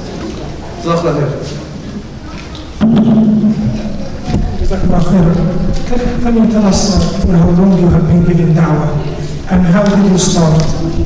A nice incident happened with you while giving da'wah to Allah Azza wa Jalla. It's very good. The Sheikh knows. People love stories. It's true. It's one of the art of public speaking, by the way. You have to give stories. Otherwise people will start falling asleep. So, I converted to Islam in October 2002. October the 5th, 2002. I was 22 years old. I'm 34, so it's been 13 and a half years since, no, 12 and a half years. My math is bad. It's been over a decade. Now, the minute I became Muslim is the minute I started giving da'wah. Because my dad was like this. My dad he's a very nice guy, not really believing dogma of religion, he's spiritual, and when he believes in something, he'll always talk about it. Even if everybody in the room disagreed with him. In his Greek village, when he goes visits, because he lives in England, but he goes like for a few months to Greece. When he goes there, everybody disagrees with his theological and spiritual views because they're Orthodox Christian, he doesn't really follow dogma, but he maintains his ideas. And he says, no, I'm right, you're wrong. But they still have maintained a good relationship, but he would still express himself against the social grain. Allahu Akbar. I remember doing that when we used to have Christmas dinners at my auntie's house. He would just basically have everyone listening like this. He would be saying his own ideas and not caring what they thought. So I was brought up like that. If you believe in something, talk about it. Talk. Speak. Like for example, I used to do a martial art called Wing Chun. Well, from the age of 14, and I loved it. I thought it was very scientific, you know, it was the straight line, the economy of motion, you know, it was like direct, right? Using their energy against you. And I used to convey to people at school, this is a martial art you should do. We should have debates, what's better, karate or Wing Chun?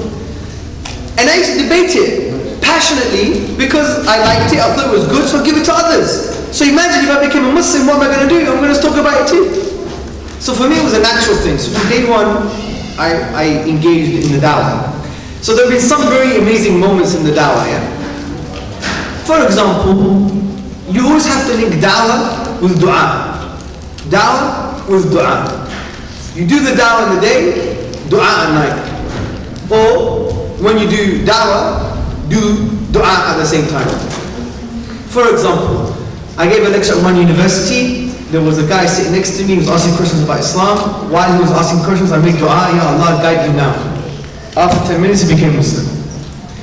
Another time, I had a debate with Professor Graham Thompson, and I was feeling very disheartened about the dawah and stuff like that. So after Fajr, I made dua, I said, Ya Allah, I'm having a debate today. Please, after today's debate, bring someone to Islam as a sign for me to continue this path. That was the kind of narrative. And I made a very specific dua, and that's very important for us to do. Sometimes our du'as are so general, as if we believe Allah's not going to answer them. Because we don't really believe it sometimes. Like, oh yeah, Allah, please, yeah. As if we don't know who He is. SubhanAllah, make your dua specific. So I said, today in the evening, after today's debate with Professor Graham Thompson, someone come to Islam and believe in it wholeheartedly. Debate's finished, we had a nice time. A guy comes up to me. His name is George, he's half Greek, half Serbian. I see a shine on his face. He talks to me and he says, been reading about Islam, I think it's very interesting, but I have some issues with the Prophet ﷺ about whether he's a prophet or not. So I start discussing with him, and this discussion was around an hour to 2 hours long. In the debate auditorium, after when people left, there was a bit of people surrounding us listening. And I believed that he was going to become Muslim. I believed it. So I was almost like just being myself, passionate. And I said to him, look, if you reject this man, fine, no one's forcing you to accept him.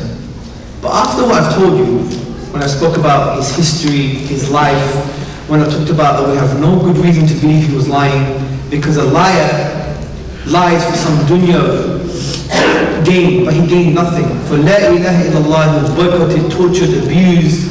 He tied 2 stones to his stomach because he was so hungry. He was boycotted from his beloved city. He was stoned for hours by children in Dawahh. So many different things. His wife passed away, his children passed away, his Sahaba were tortured and killed. So many things. He was on Aswadain, he was on water and dates for like over a month. There would be no smoke coming from his house.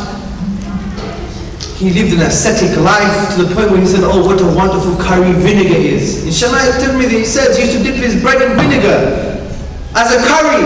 If your wife gave that to you as a curry, ya ikhwan, you'll have divorce. Because we're crazy. So the point is, brothers and sisters, I showed him that he can't be a liar, it's impossible. To claim he's a liar is to claim no one's spoken the truth. And I said to him, if you reject this man, reject your mother gave birth to you, because you have more evidence that he's not a liar than your mother. Because the only thing you have about your mother is that she told you she gave birth to you, your father did, and the midwife. That's all you have. You don't have a DNA test certificate at home.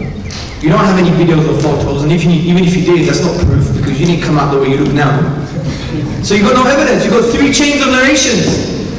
And so I said to him, from an epistemic, meaning a knowledge perspective, a value of knowledge, you got far more weighty evidence that this man is the final prophet. So I'm not saying for you to accept him, I'm saying if you're truthful to yourself, pick up my phone. I threatened him. Pick up my phone and call your mother. Because you admitted there's far more evidence that he's speaking the truth than your own mother gave birth to you.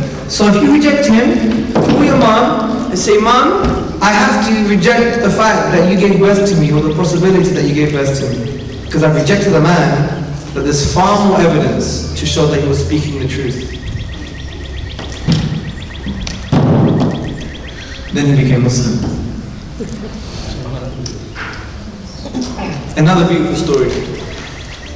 Generally in the Dawah, some people decide to leave Islam because of various issues. My view is they use intellectual arguments just to couch hawa. They got desires, a bit of issues. Sometimes it's the parents' fault, psychodynamic issues, there's a whole range of things. Some of it is intellectual as well, and we have to address it. But some, from my experience, and this is my own experience, it's an ego thing.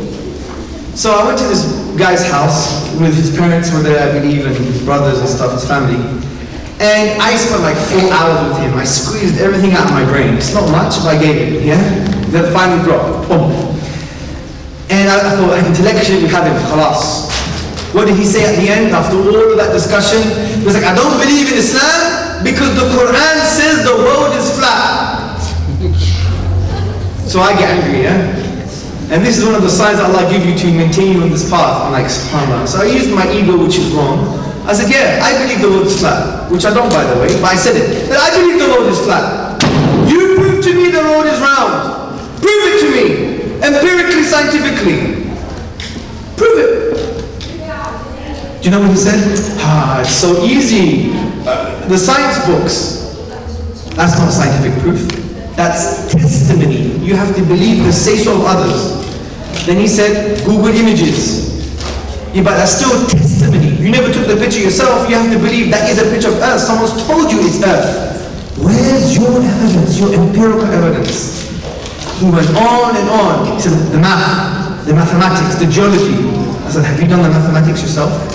Then he said, well, if you go to the top of the mountain, you can see the curvature of the Earth. Doesn't prove it's round. Maybe it's a semicircle. Maybe it's like a flower.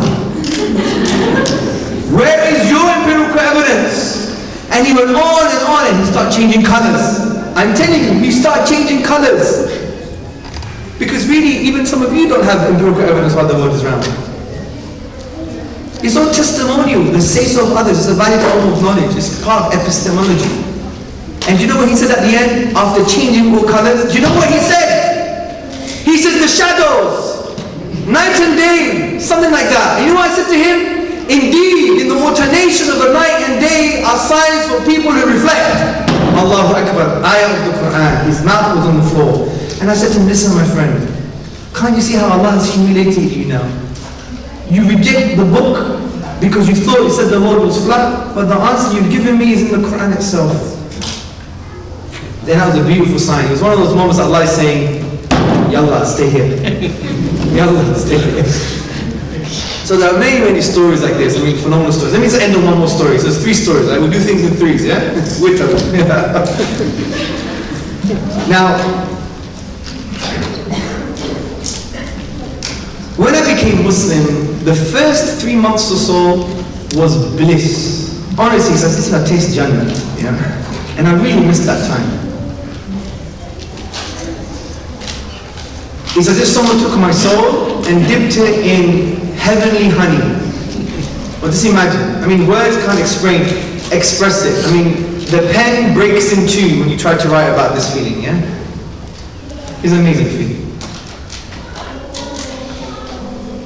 After those 3 months though, shubahat, doubts. My brother sent me an email that destroyed my belief intellectually. Although it was a silly thing, I didn't have much knowledge, but at that time I was like, oh my God. Literally as if my mind never became Muslim at that time. But you know what, something happened here. You know, my grandfather passed away. My grandfather was like twice my dad to me. I felt pain, but the pain I felt at that moment was worse. It's as if someone took my soul and dipped it in lava, molten rock. and as if it was a sign for me that something was screaming out, like, this is the truth, yeah, Hamza, this is haq. So what happened was, it created a big, huge issue. Like my brain was going in one direction, my heart was going in another. So the argument between me and my brother was something about the Quran. It was about the language of the Quran, it was about its miracle. I was very convinced about the literary history of the Quran. That the best Arabs failed. How could anyone challenge the Quran today? Based on Surah Baqarah verse 23, وَإِن كُنْتُمْ فِي عِلْمٍ مِّمَّا نَزَلْنَا عَلَىٰ عَبْدِنَا, and it continues, right? Bring a chapter like it. And he gave me some issues and questions that I didn't have ulama around me, no one wasn't around at the time, or I wasn't engaged with mashayikh, because the da'wah was not popular in 2002 in the UK. On that level, it wasn't. I was confused. So what I did, I said, right, I'm going to do this myself and find answers. I went to the British Library. At that time, to be a member of the British Library, you had to be a known author or writer or a PhD student. I was neither. I still got the pass somehow, yeah? So I got in, and I had this wealth of information. So I was getting all of these books, Professor Martin Zane, and books about Al-Baqillani, yeah, you know Al-Baqillani, when we talk about poetry and prose, and books on Jurjani, even some translations, so many different, I was collecting all this stuff. I was like, wow, this is amazing. And what happened was I found a thesis in the English language called Towards Text Inimitability, blah, blah, blah, blah, blah. It was by Dr. Sami al-Halawani. Sami al-Halawani. From the famous al-Halawani family in Egypt. Do you know when his grandfather passed away, there was a big janazah? Yeah. So he was from the famous al-Halawani family. I didn't know that at the time though, yeah? I'm like, it was from Watts White University in Scotland. And I ordered it, and they said it might take 6 months for them to give it to me because they have to go through copyright and some permission and stuff like that. And I thought that was my answer. I was like, I really need this because it's going to be in English because, you know, by the way, I didn't know Arabic at all. All I could do is know how to read. That was it. But I wanted to get the kind of intellectual arguments to give me that sakina, which at the end I found sakina doesn't come through that, but that was a different story. So I wanted to get that thesis, and I was waiting, and I still had all these issues, and then they couldn't give it to me. So I was a bit depressed. I said, you know what, I'm going to just do it myself. I'm going to learn the language. So what I did was, I used to learn Mandarin. Yeah, I used to learn Mandarin when I was like 18, 19 with an online institute called Talk Languages. I picked up the phone and I said, I used to learn from you guys. I want someone who knows Arabic, who knows balagha, who knows rhetoric, who knows fusha, who knows the styles of the Quran, who's a linguist, you know, the Imam Mahdi of Quran. And they were like, okay, we'll try and find him. So they said, okay, we found somebody, and you know, I was working for an American company then, and I would travel to Virginia. So I was in my suit, really tired after work, and I would go, and it was expensive, you know, one-to-one. It would take me about an hour to get to his house with the tube, with the metro. And I sat with him and I said, Assalamu alaikum, how you doing? And I explained to him my story.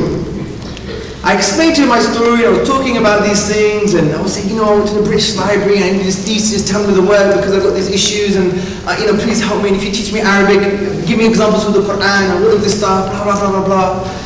And I explained about the British Library situation and the thesis. And then he stood up.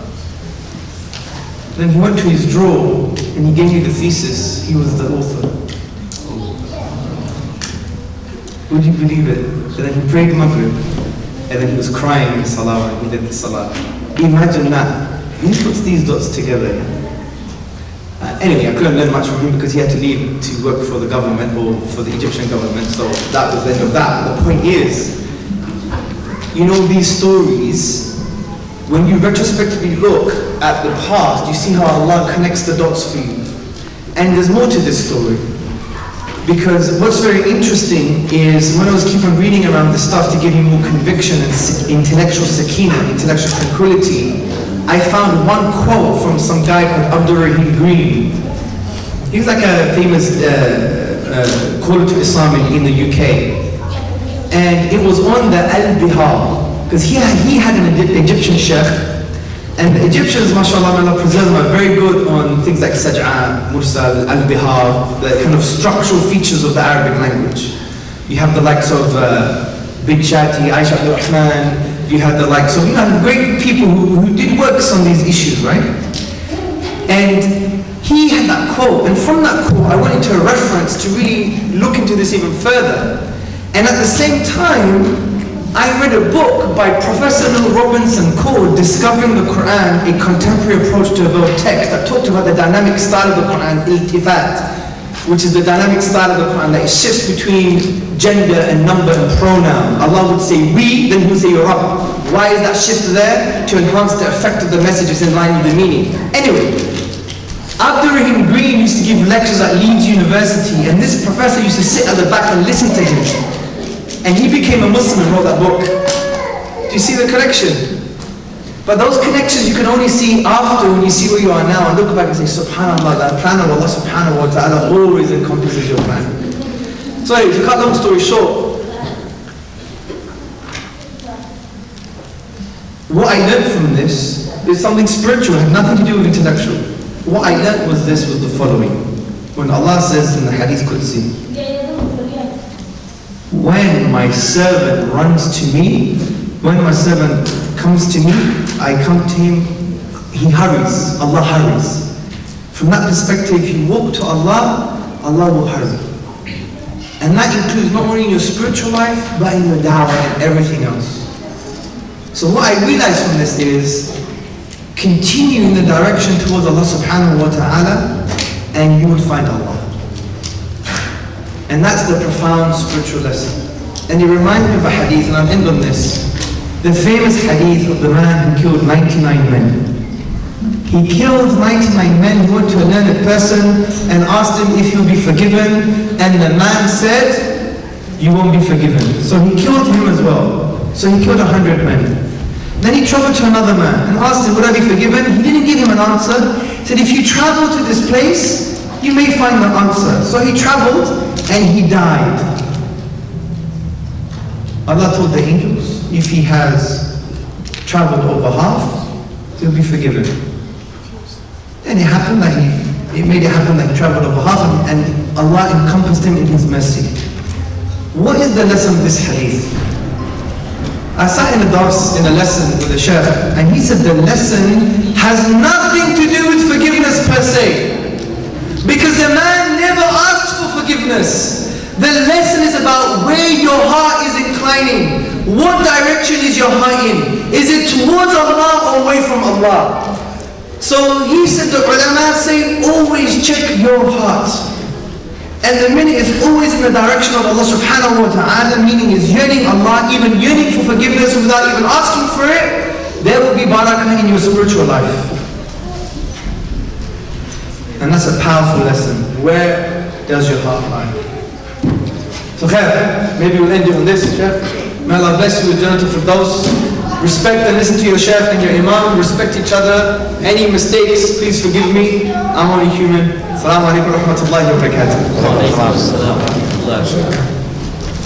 Yeah, do you have any announcement? Yes. So first of all, we'd like to thank ICRA Institute, ICNA Greater Philadelphia, which we are also part in the Islamic Society of Delaware, to make this beautiful session with Brother Hamza possible.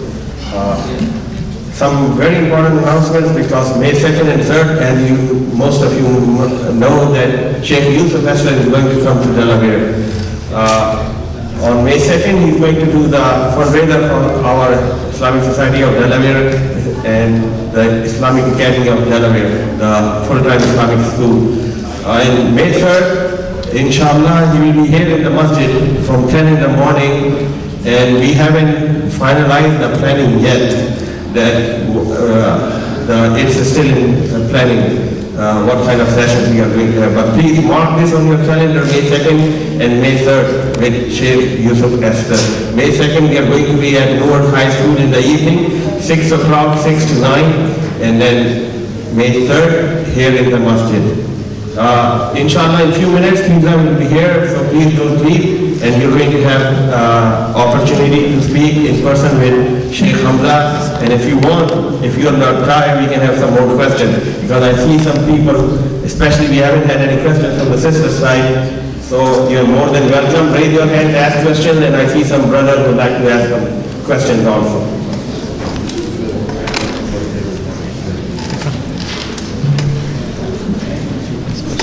You can, Brother Hatim, you can stand up and loudly ask the question. Assalamu alaikum, brother. First of all, I just want to tell you, I feel like I watch your videos all the time. You must be an insomniac. You're one of the most contemporary dynamic speakers. In my opinion, you are a contemporary scholar. So you're very humble, I know. But subhanAllah, I watch and I recommended your YouTube. I have videos, I've passed them on to other brothers, people who are interested, Muslims and non-Muslims alike. I just want to say, if you run into Abdul Rahim Green, please tell him we need more. To consider coming here to the United States to speak as well. And I'm so happy that you're here speaking.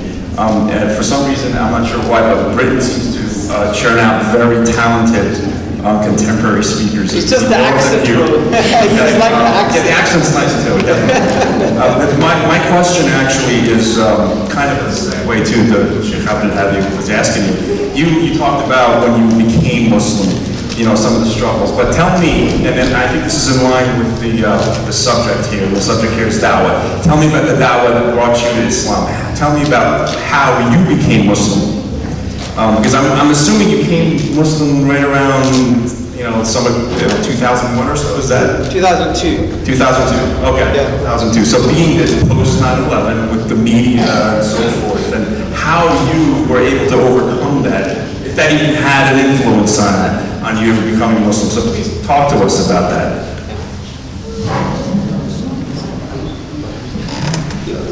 That's a good question. All the good things you said about me, if you really knew me, bro, you wouldn't say those things for sure, trust me, yeah? And I'm not a chef, I'm more like a milkshake, maybe strawberry, sometimes I like banana. Also, the other point is, there's nothing special, bro. I'm just standing on the shoulders of giants. I'm just like a halal jukebox. Put $1 in and you get something out. That's what it is, right? Not that I get money for it, by the way, it's the wrong analogy, but you know what I mean. I just speak, that's what I do, nothing special. Now, the point of the question is this: the dawah that I received wasn't the kind of how you doing, I love you kind of dawah, because I never appreciate that type of dawah anyway, because I knew human beings are generally nice anyway. If human beings have the right cultural environment and context, they're going to be decent. My main concern was the truth, and that's why my friend, he would always give me the direct call, saying, look, you know, you're an intelligent guy, Hamza. You know, Islam says this, it's so reasonable when it comes to Allah and the belief in Islam and the Prophet ﷺ. You know, this is rational. Why do you want to go against your own self? You should have self-integrity. Not following the truth is like denying yourself. And he was very clear with that call. He was nice to me, but you know, the niceties wasn't that important to me. Because I knew that essentially all religion had some things that made you feel nice. I needed something that was truth. So I didn't find any meaning in following a tradition just because it made you feel nice. I found that quite problematic. For me, the main concern was that it had to be of value, it had to be meaningful and truthful. So the guy that gave me the dawah actually had that approach and was very effective. And generally speaking, when you see new Muslims, they always say, you know, that's what I wanted. I wanted someone to be direct with me and tell me what Islam was about. Stop, you know, being around the bush, as we say in England. Yeah, just, you know, give that the direct call in a compassionate way, of course, but give the call. People are waiting for it. They're yearning for it. Honestly, this society will go for anything. I had a devil worshipper speak to me in Michigan. I was in Michigan 2 weeks ago doing a course. He said, oh, I'm a devil. I believe in Satanism. I was like, subhanAllah, people will go for anything in this society, anything. And yet we're shy to talk about Allah. So what he was very direct with me, which is very important. But there's another thing I realized as well, it's a bit of a chip on my shoulder as well, is I had too many expectations concerning the Muslim community. Because when I realized what the Muslim community was like in England, I was like, oh my God. They're not even following Islam. It was an utter mess. There was slander, backbiting, materialism, issues, and I was like, whoa. I was really disheartened as well when I saw that. But alhamdulillah, I realized that it had, you know, that wasn't Islam. But I could imagine that if a new Muslim came to Islam because of more of the ethics, that could create a big problem for new Muslims if they see the community and they're not representing those ethics. And that's something very important. So we have a collective duty to really show tolerance. And things like racism, I would argue there's sometimes more racism in the Muslim community than in the non-Muslim community. And it's the subtle type of racism. Yeah? The subtle type of racism. I'm only going to believe you. I don't care what you say. I'm going to believe you if your daughter marries a black guy. Show me that, then I start respecting you as a community on this perspective. Do it. It's happening in England, alhamdulillah. But we should revive it here. And here it's happening too. But it's difficult.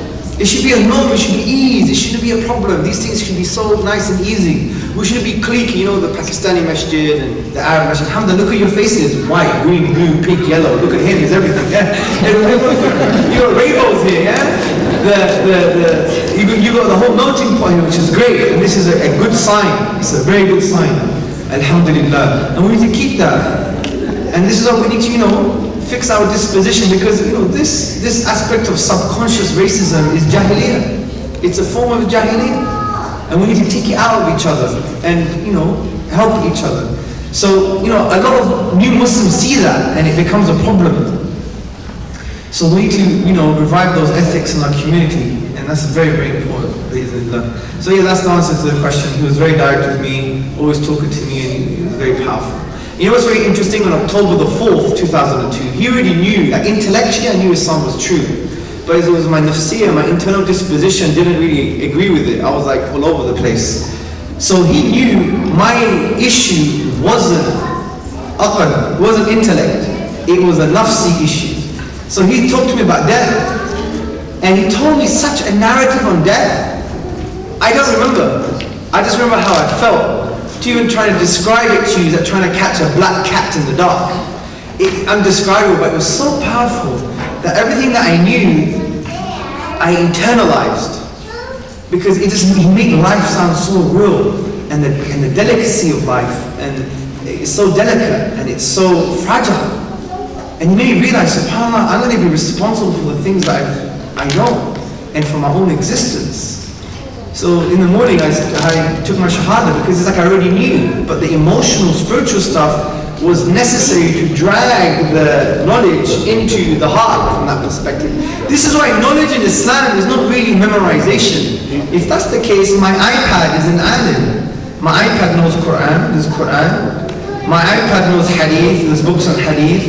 My iPad knows fiqh, there's books on usul fiqh, for example, yeah? But that's not knowledge, just memorization. True knowledge, as Imam Malik said, is like the nur that Allah puts in your heart as a result of internalizing that knowledge. Some of the ulama would say that just knowing knowledge and not conveying it or internalizing it, it's one of the kaba'ir, it's one of the major sins. Just to have information in your head and not do anything with it. One of the major sins. We have to learn to internalize it. Wallahi, brothers and sisters, there's some people in this room that know more Quran than Sahaba. Ask the Shaykh.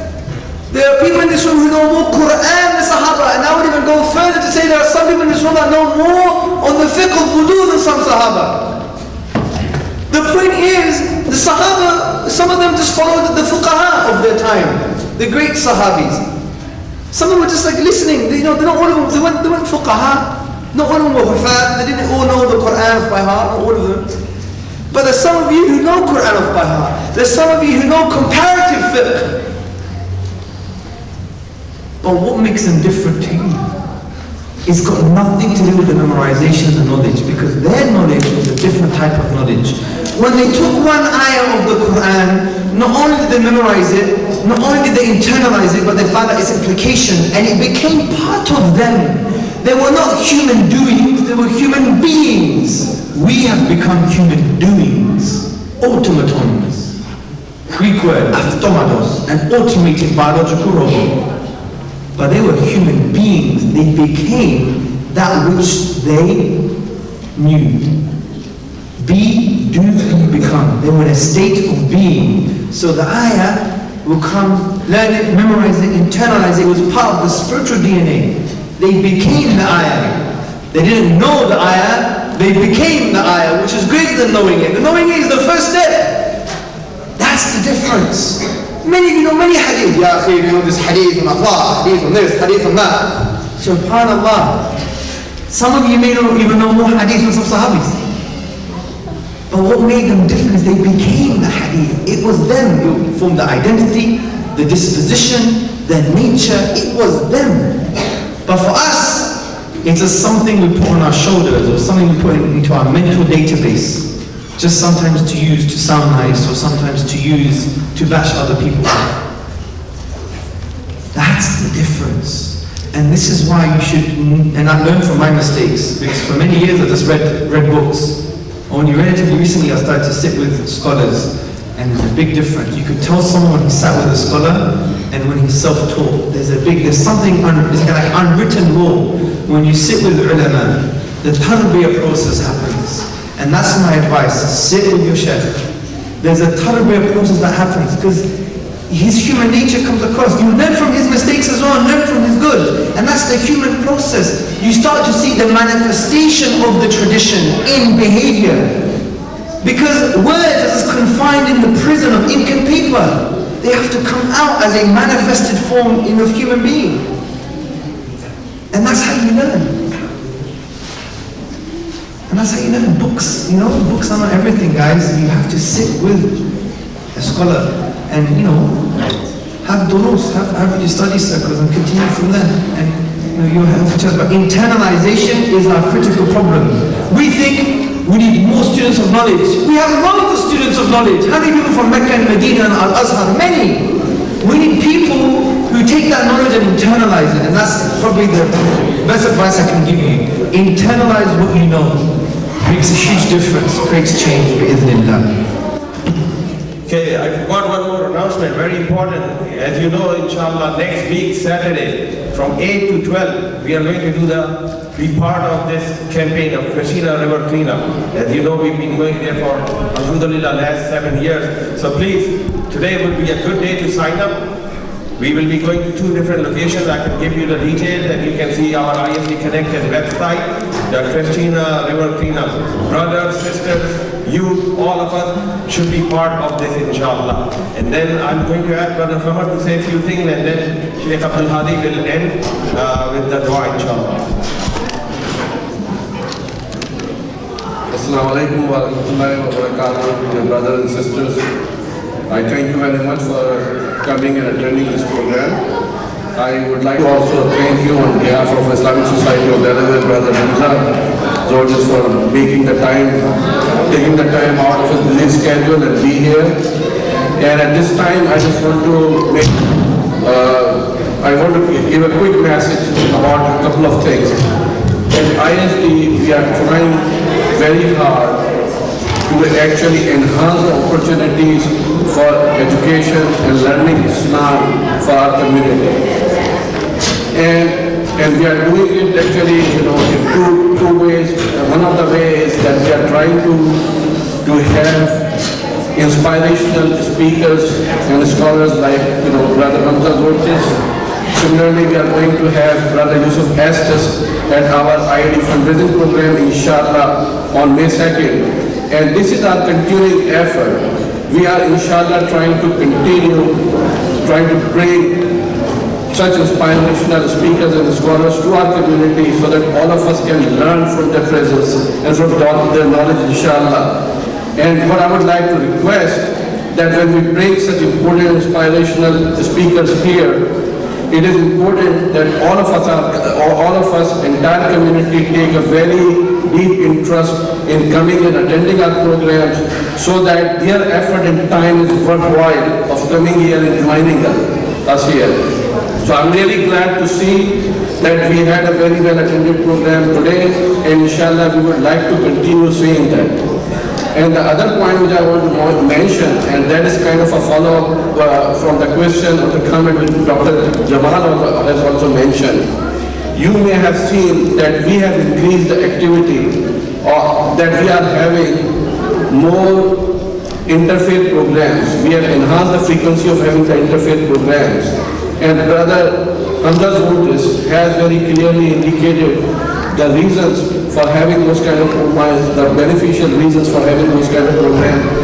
Because in the end, I mean, if those programs serve two purposes. Number one, we want the people of other faiths to come and join us in friendly, comfortable environments so that they can understand about the Muslims and about the Islam better. And then, of course, it does take us to actually give a dawah to them, because our behavior, by them having the opportunity to learn more about us and about Islam, and inshallah we are trying to convey the right message. It is a form of dawah as well. So we will inshallah continue our efforts in both of those directions. We will inshallah have more interfaith program, and we will inshallah try to continue having well-known, internationally renowned, inspirational speakers and scholars to come to our community and give us the opportunity to learn from them, inshallah. So with that, I want to thank you very much for coming and joining us today, and I would like to give mic to our beloved Sheikh so that he can finish the program, inshallah. Jazakumullah khairan, everyone. I will ask everyone, inshallah ta'ala, to make a special dua. When I say a special dua, I mean for Brother Hamza, because actually he's doing the best job. Allah subhanahu wa ta'ala says in the Quran, وَمَنْ أَحْسَنُ قَوْلًا مِمَّنْ دَعَى إِلَى اللَّهِ.